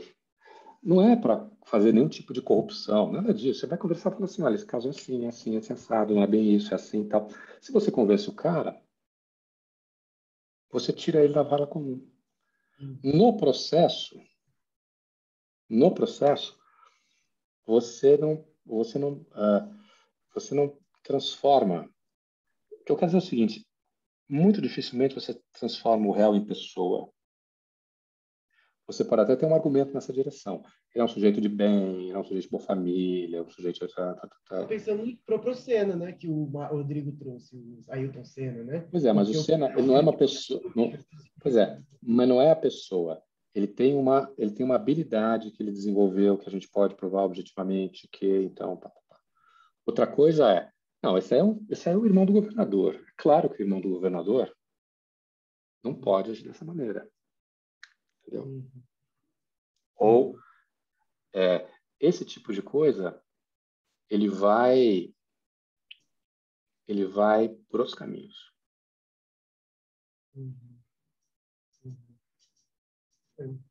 Entendeu? Agora, pena que a Beatriz saiu, porque eu tinha uma outra coisa para dizer também sobre psicologia, porque há uma diferença muito grande entre a psicologia, eu acho que é absolutamente central, que pelo menos a psicanálise, né, aí a gente está deixando de lado outros... Qual é o objetivo de todo esse conhecimento? É dialogar com alguém que está em sofrimento e ajudar essa pessoa que está em sofrimento. é atuar nessa... E nesse caso, você não toma decisões pelo seu paciente. É um processo terapêutico que ele tem que superar os problemas que ele tem.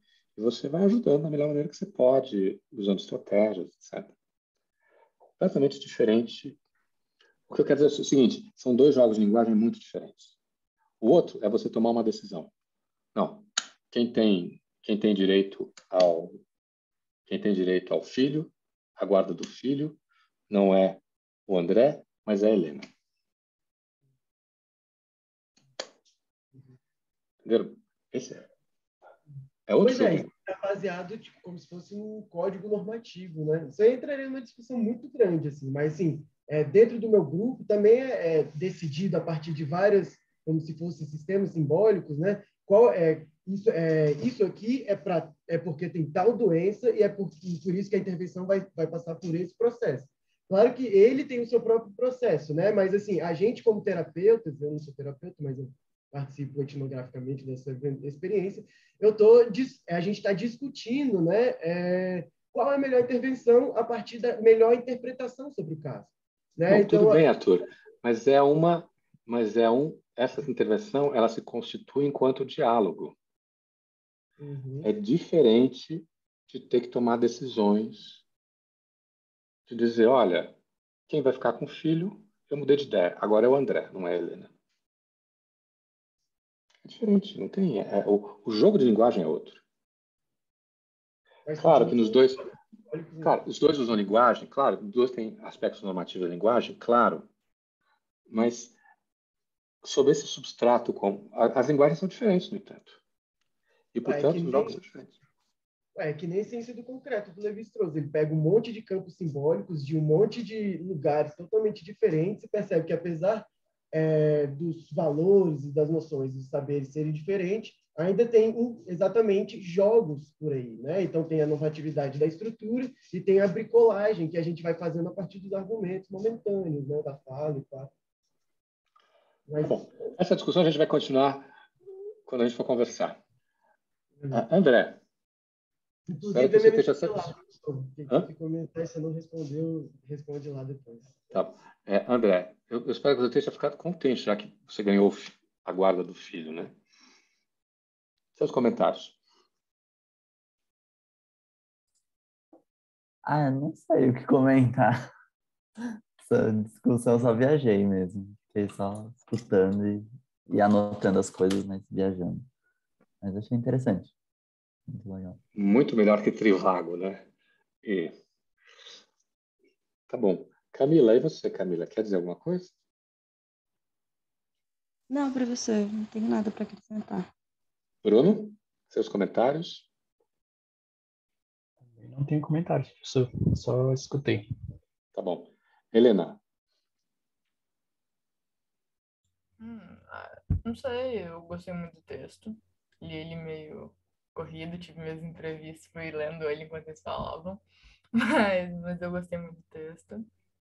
E eu acho que isso que eu já falei, eu gostei muito da colocação do Gadamer, o que o Arthur trouxe do advogado, a função dele ter que tirar o caso da vala comum, o diálogo acontecendo no silêncio, de como você coloca a bricolagem. Eu achei um texto muito bom. Legal. Rodrigo, você hoje encerra as nossas discussões. Professor, bem rápido. Eu acho que, por exemplo, a noção do Wittgenstein, essa questão do uso, acho que a parte, pelo menos para mim, mais interessante, né? Esse deslocamento e posicionamento das palavras, esse jogo de encaixar mesmo as palavras dentro dos contextos, etc e tal, tirar os sentidos dos contextos para tentar, né, fazer uma construção de de uma peça, etc e tal. Mas, enfim, eu gostei da discussão e acho que é sempre interessante, né? Pensar também as impossibilidades das áreas, né? Que é uma discussão muito interessante também que eu estava vendo, essa superação das disciplinas enquanto detentores das respostas. Porque, tipo, num plano histórico, a gente tinha a economia como uma disciplina que era capaz de responder às angústias da sociedade. Depois a gente tinha psicologia. E aí eu acho que, por último, a gente caiu no direito, né? E aí, por isso, eu acho também toda essa pretensão do direito em querer dar respostas e solucionar os problemas. Mas... E aí, interessante também é pensar exatamente nisso, né? O direito se colocar nesse lugar de responder às demandas e curar os problemas da sociedade, né? Coisa que, por exemplo, sei lá, o direito enxerga que as outras disciplinas não conseguiram fazer. E aí, tipo, é interessante pensar nisso, né? Que ele se coloca nesse lugar isolado para responder, quando, sei lá, talvez a resposta seja se um não consegue, sozinho nenhum outro pode conseguir. Então, não sei. Acho que do ponto de vista, a gente viu com o Luiz Roberto, é antidemocrático. Não é essa a função do judiciário. Tá bom. Então, gente, obrigado pelos comentários, obrigado pela leitura, obrigado pela paciência. Eu vou encerrar a gravação. Se você gostou, deixa o like no canal. E se inscreve, né?